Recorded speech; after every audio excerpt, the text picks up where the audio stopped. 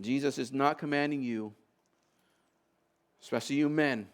I know how this can just be a challenge that you would just opt out of. Jesus is not commanding you to be a doormat, but He is calling you to be an anvil.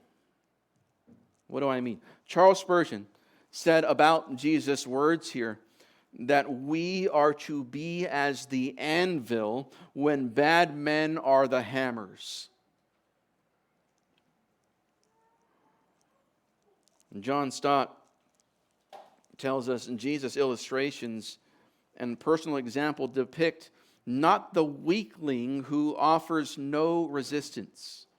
It's not what he's teaching here, to be some weakling, some spineless weakling that offers no resistance.